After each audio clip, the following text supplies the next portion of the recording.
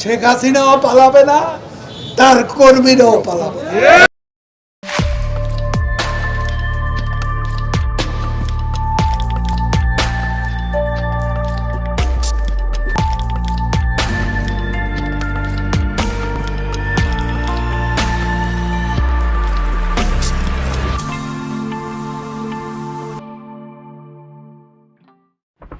হাসিনা পলাইছে, তার কর্মীরাও পলাইছে, এমনকি কাউয়াও পলাইছে। এডিটর সাহেব, কাউয়ার সাউন্ড নেন অনেকদিন পরে। আর জোরে জোরে, আরো জোরে, আরো জোরে, আরো জোরে। হাসিনারে পলাইতে হয়েছে, তার কর্মীদেরও পলাইতে হয়েছে। হাসিনারে পলাইতে হইল কেন? সে তো ক্যান্টনমেন্টে থাকতে পারতো, অনেকেই ছিল। এমনকি আওয়ামী লীগের দুর্গখ্যাত গোপালগঞ্জে থাকতে পারতো। রাজাপাক সে তো ক্যান্টনমেন্টে ছিল বেশ কিছুদিন। একইভাবে তার রাষ্ট্রপতি ভবন দখল হয়েছিল শ্রীলঙ্কাতে। পরে দেশ থেকে বাইরে গেছিল মাত্র 52 দিনের জন্য, 2 মাসও না।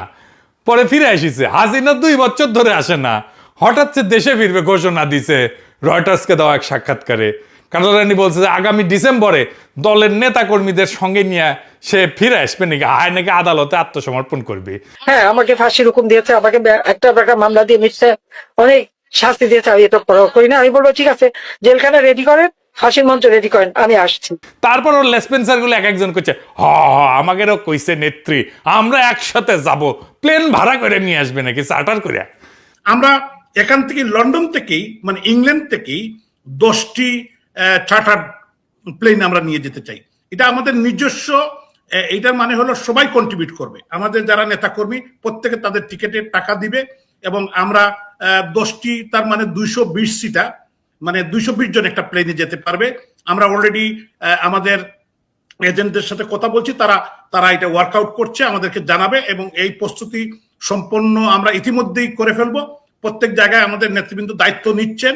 তো আমরা প্রস্তুতি নিচ্ছি এবং নেত্রীর আমরা চেষ্টা করব নেত্রীর প্লেন লামার আগেই আমরা যাতে সেখানে থাকতে পারি। আমাদেরকেও তিনি নির্দেশনা দিয়েছেন যে আমরাও যেন সব তার সঙ্গে একসঙ্গে আমরা যারা এখানে অবস্থান করছি আমরা যেন দেশে ফিরে যাই। আপনি এটা শুনেছেন, এটাও জানেন আমাদের মাননীয় নেত্রী যা কিছু সিদ্ধান্ত নেন বুঝে শুনেই নেন এবং তিনি তার সিদ্ধান্ত অবিচল থাকে। এখন প্রশ্ন হইতেছে, হাসিনা কেন ফাঁসির দড়ি গলা পড়ার জন্য আসতে চাইতেছে?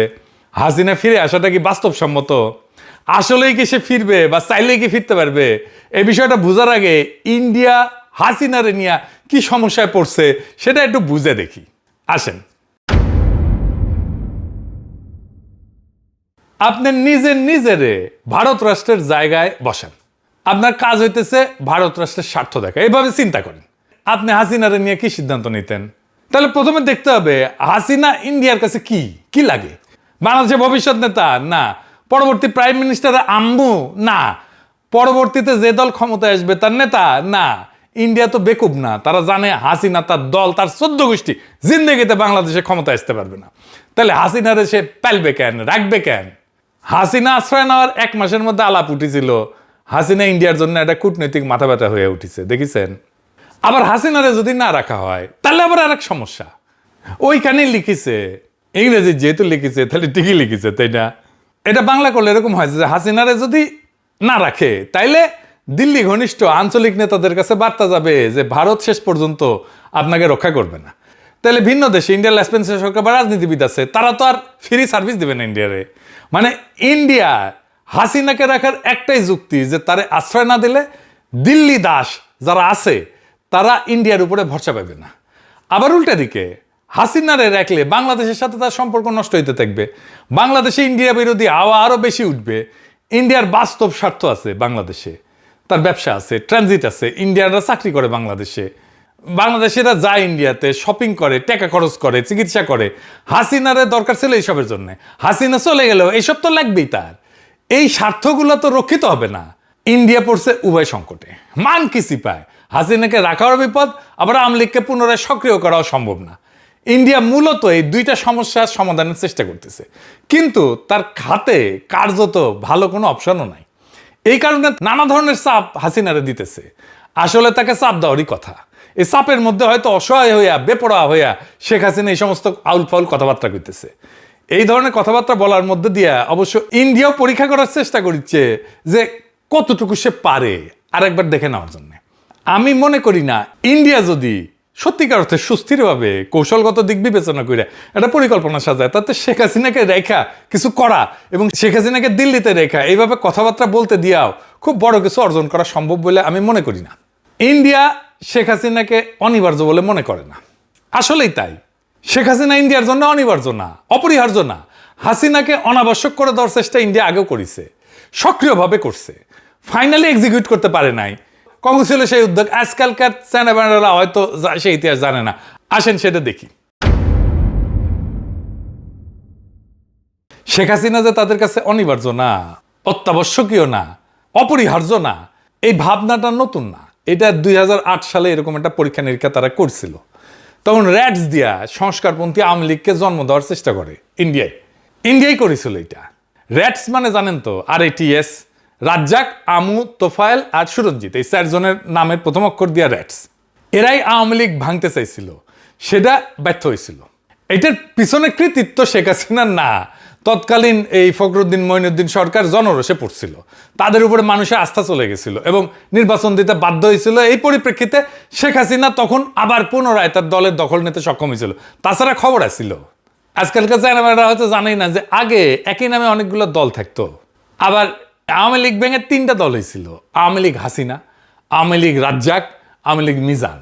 আর জায়জাদিনের শফিক রহমান ভাই আছে না, উনি আওয়ামী লীগ লিখলে পাশে ব্র্যাকেটে লিখতো হারামি, হারামি মানে হাসিনার হা, রাজ্জাকের রা আর মিজানের মি। আওয়ামী লীগের বিরুদ্ধে হিস্টোরিক একটা কালচারাল রেজিস্ট্যান্স কিন্তু ছিল। যাই হোক, আর আলাপে ফিরে আসি। তাই ইন্ডিয়ার হাতে আসলে একটাই বিকল্প আছে, যে আওয়ামী লীগ নামের এই ঘোড়ায় চেপে বাংলাদেশে আবার ফিরে আসার চেষ্টা করতে পারে। কাদের উপরে? যারা হবে তাদের বশংবদ দাস, যারা থাকবে তাদের কাছে চিরকৃতজ্ঞ। শেখ হাসিনা তো মাঝে মধ্যে ট্যাফও করতো, ফোঁস করতো ইন্ডিয়ার সাথেও। এদের কারো কেন, এদের ছেলে মেয়ের কারো পক্ষেও ট্যাফও করা, ফোঁস করা সম্ভব হবে না ইন্ডিয়ার সাথে। এরা হবে চিরজীবনের জন্য কেনা গোলাম। শেখ হাসিনার চিন্তা এখন ইন্ডিয়া তারা তালাক দিয়ে দেয় নাকি। কিছুদিন টাকা পয়সা দিয়ে প্রচুর হয়েছে করলো, এক বাটপার মজুমদার আছে না, হ্যাঁ, ও সারা দুনিয়া ঘুরলো, টাকা পয়সা মনে হয় ভালোই পেয়েছিল, সব ঠান্ডা হয়ে গেছে। এতে এখন ইন্ডিয়া কয় কই তোমার লোকজন কই, আর তো কাউরে মাঠে নামাইতে পারো না। তাই শেখ হাসিনার বাংলাদেশে ফিরে আসার এই চেষ্টাটা ভারতের দিক থেকে তার উপরে ক্রমাগত চাপের একটা বহিঃপ্রকাশ করতে পারে। অন্যদিকে ইন্ডিয়ার পক্ষ থেকে এটা পরখ করা যে এই মনস্তাত্ত্বিক চাপ সৃষ্টি করে বাংলাদেশ সরকার বিশেষত বিএনপির হাত মোচড়ানো যায় কিনা। আবার শেখ হাসিনার ডাকে সারা দিয়া মরিয়া হইয়া আওয়ামী সন্ত্রাসীরা কতটুকু অরাজকতা করতে পারে, বিশৃঙ্খলা তৈরি করতে পারে, এটাও একটা পরীক্ষা হয়ে যায়। এই সমস্তের বাইরে এই আওয়াজের কোনো মূল্য নাই আপাতত। যে সমস্ত বাকশালী সন্ত্রাসী এখনো দেশের আনাচে কানাচে বিক্ষিপ্ত এবং বিচ্ছিন্নভাবে জাতীয় সম্পদ লুণ্ঠনকারী হাসিনার জ্ঞাতি গোষ্ঠীর সমর্থনে মিছিল বের করে স্লোগান দেয়, তার মাত্রা কমে যাবে। আর দেখবেন সামনে কমে যাবে, এটা আর হবে না। শুধু রাজনৈতিক তৎপরতা না, এদের সামাজিক সাংস্কৃতিক সহ সকল ধরনের কর্মকাণ্ডই বিএনপি, জামাত এবং এনসিপির মতো দলগুলোর সম্মিলিত প্রতিরোধের মুখে পড়বে। ফ্যাসিবাদ বিরোধী জাতীয় ঐক্য 24 সালের জুলাই আগস্ট মাসের মতো দেশব্যাপী পুনরায় আবারও দৃশ্যমান হবে। ফলে আওয়ামী লীগ এবং ইন্ডিয়ার প্রতি দুর্বল সকল রাজনৈতিক, সাংস্কৃতিক, সামাজিক শক্তিসমূহ ব্যাপক জনরোষের কবলে পড়বে। আগামী ডিসেম্বরে বাংলাদেশময় জুলাই বিপ্লবের পুনর্জাগরণ সৃষ্টি হবে, এটা দেখে নিয়েন, লিখে রাখতে পারেন। তবে এটাকে সংগঠিত করার যে কাজটা দেশের প্রধান 3টে দলের শীর্ষ নেতাদের ঐক্যবদ্ধভাবে এখনই শুরু করতে হবে। দেশে ফিরে আসার যে আস্ফালন খুনি হাসিনা করছে, তা বাংলাদেশের গণতন্ত্রের নব অভিযাত্রার পথে সবচেয়ে বড় হুমকি। ঘাতক খুনি লুটেরারা ফিরে আসা মানে ফ্যাসিস্ট দুঃশাসনের পুনঃপ্রবর্তন ঘটা। আমাদেরকে খুবই জোরের সাথে বলতে হবে যে শেখ হাসিনা ফিরে আসতে চাইছে, ভালো কথা, শেখ হাসিনা ফিরে আসুক, আমরা অবিলম্বে শেখ হাসিনার ফাঁসির রায় কার্যকর করব। ওর আপিলের কোনো সুযোগ নাই। শেখ হাসিনা ফিরে আসা মাত্রই তার বিরুদ্ধে রায় কার্যকর করার যে রাজনৈতিক দৃঢ়তা, এ বিষয়ে জুলাই শক্তির মধ্যে সার্বজনীন রাজনৈতিক ঐক্য এবং সংলাপ হওয়া জরুরি। শেখ হাসিনার রায় কার্যকর করার ব্যাপারে দৃঢ়তা এবং স্পষ্ট বার্তাই এই সমস্ত চালবাজি, ধাপ্পাবাজি এবং চাপ তৈরির কৌশল কার্যত পরাজিত করে দিতে সক্ষম। হাসিনাকে এয়ারপোর্ট থেকে সরাসরি ফাঁসির কাছে নিয়ে যেতে হবে, ওইখান থেকেই ওই দিনের মধ্যেই ওরে ঝুলাই দিতে হবে। মানবতা বিরোধী অপরাধে আন্তর্জাতিক অপরাধ ট্রাইব্যুনালে মৃত্যুদণ্ডপ্রাপ্ত আসামি খুনি হাসিনাকে বাংলাদেশও ফেরাতে চায়। ইন্ডিয়া এই খুনিকে নিরাপদ আশ্রয় দিয়ে রাখছে। সেখান থেকে তাকে ধৈর্য বাইদ্যা বাংলাদেশে প্রত্যাবর্তন বা প্রত্যাবর্ষণ করতে হবে। ইন্ডিয়া যদি সত্যিকার অর্থেই নবজাগ্রত বাংলাদেশের সাথে কর্ম উপযোগী সম্পর্ক গড়ে তুলতে চায়, একটা ওয়ার্কিং রিলেশন গড়ে তুলতে চায়, তাহলে প্রতিবেশী এই দেশের জন্য এই ছাড়া আর বিকল্প পথ কোনো খোলা নাই। এটা তারা যত তাড়াতাড়ি বুঝবে ততই এই প্রতিবেশী এই দুই দেশের জন্য ভালো হবে। তাছাড়া বাংলাদেশ, মায়ানমার, চীনের স্থল সংযোগ, তিস্তার পানি ব্যবস্থাপনার মহাপরিকল্পনা এবং চীন এবং তুরস্কের সহযোগিতায় সামরিক শিল্প স্থাপনের মতো বড় বড় উদ্যোগ বাংলাদেশ নিতেই থাকবে এবং তা বাস্তবায়ন হবে ইনশাল্লাহ। এবং এই পথ ধরে পর্যায়ক্রমে বাংলাদেশ যুক্ত হবে পাকিস্তান সহ আরব বিশ্বকে নিয়ে গড়ে ওঠা সম্ভাবনাময় মুসলিম সামরিক জোটে। সন্দেহ নাই এতে আঞ্চলিক উত্তেজনা বাড়বে। তবে বাংলাদেশ দীর্ঘমেয়াদের জন্য এক শক্তিশালী শত্রুর জন্য বিভীষিকা আর দেশের জনগণের জন্য নিরাপদ ভূমিতে পরিণত হবে। বিএনপি খুনি হাসিনাকে নিরাপদে দেশে ফিরতে দেবে বলে আমি বিশ্বাস করি না। তাকে রাজনীতি করতে দেবে বলে আমি বিশ্বাস করি না। কারণ এই দুর্বৃত্ত 1981 সালে ঢাকায় ফেরার মাত্র 2 সপ্তাহের মাথায় প্রেসিডেন্ট জিয়াকে শহীদ হতে হয়েছিল। তারপর কায়েম হয়েছিল ইন্ডিয়ার অনুগত 9 বছর দীর্ঘ সামরিক স্বৈরাচারী জেনারেল এরশাদের দুঃশাসন। সশস্ত্র বাহিনীর দিক থেকে এবার অভিন্ন ঝুঁকির আশঙ্কা আরো প্রবল এবং বহুগুণে বেশি। কারণ ফ্যাসিস্ট আমলে উচ্চপদ বাগানো ইন্ডিয়া অনুগত শীর্ষ কর্মকর্তারা এখনো সেনা, নৌ, বিমান বাহিনীর নেতৃত্বে বহাল তবিয়তে বসে আছে। আর উপরে তো ওয়াকারুজ্জামান প্রভুপাত্র আছেই।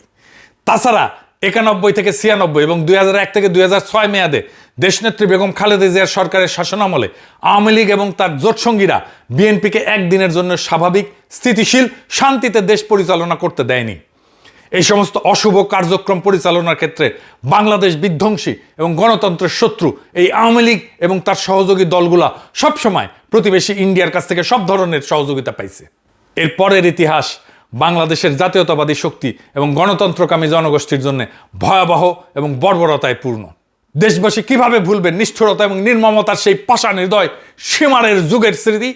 2009 থেকে 2024 জুলাই বিপ্লব পূর্ববর্তী মুহূর্ত পর্যন্ত 15.5 বছর বাংলাদেশ পতিত এবং পরিণত হয়েছিল হাজারো সন্তানহারা মা, পিতা এবং হারানো বাচ্চাদের কান্নার কারবালায়।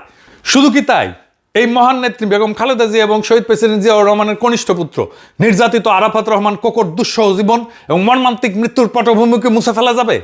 যে যতই দয়াশীল এবং মহানুভব এবং সহিষ্ণু হোক না কেন, ইনশাল্লাহ এই ইতিহাসের উপরেই বাংলাদেশের ভবিষ্যৎ রচিত হবে। এর বাইরে অন্য কোনো পথ আর খোলা নাই। মহান আল্লাহ তাআলা রহমানুর রহিম, পরম ক্ষমাকারী, তিনিও বারবার ইনসাফ অর্থাৎ ন্যায় বিচারের কথা বলছেন। আমরা ন্যায় বিচার চাই। আর শেখ হাসিনা যদি নিশ্চিত হয় এবং সেই ক্ষেত্রে ইন্ডিয়া যদি বুঝে যায় কোন রকমের আলাপ আলোচনা সমঝোতা পেছনের দরজা দিয়ে কোনো কিছু ডিল করে আসলে নিশ্চিত হওয়া যাচ্ছে না যে শেখ হাসিনাকে ঝুলতে হবে না, তাহলে শেখ হাসিনার বাপ, 14 গোষ্ঠী এবং ইন্ডিয়া কারো পক্ষে এই ঝুঁকি নেওয়া সম্ভব না যে ওই সে হাসতে হাসতে তার দলবল নিয়ে বাংলাদেশে ঢুকে পড়বে। হাসিনা কেন, হাসিনার সাথে দেশ থেকে পালায় যাওয়াদের মধ্যে থেকে এরকম আসার চেষ্টায় স্বপ্ন কল্পনায় যারা যুক্ত হবে তাদের সকলের জীবন বিপন্ন হওয়ার আশঙ্কা আছে। উপরন্ত আওয়ামী লীগ এবং তাদের দুঃশাসনের সময়কালে যারা জোটসঙ্গী ছিল, দেশের ভেতরে থাকা এরকম কেউই আর নির্বিঘ্নে জীবনযাপন করতে পারবে না। দেশে গৃহযুদ্ধ শুরু হয়ে যাবে। হাসিনার দলের লোকেরা যত বেশি ট্যাফও করবে, সবগুলোর সানডে মানডে ক্লোজ হয়ে যাবে। আজকে দেখলাম আম্মার রাজশাহী ইউনিভার্সিটিতে কেলানি দিচ্ছে। সাবাস, বাঘের বাচ্চা। আওয়ামী লীগ, ছাত্রলীগ, যুবলীগ যেখানে পাবেন উদাম কেলানি দিবেন। অনেকদিন ভালো মন্দ ওরা কিছু খায় না, কেলানি তো ভাইটামিন আছে। ডিসেম্বর পর্যন্ত কেলানি চলবে। ওদের কেলানিতে সোয়াব আছে। ইনকিলাব জিন্দাবাদ, বাকশাল তাড়ানো জিন্দাবাদ, লীগ কেলানো সফল হোক।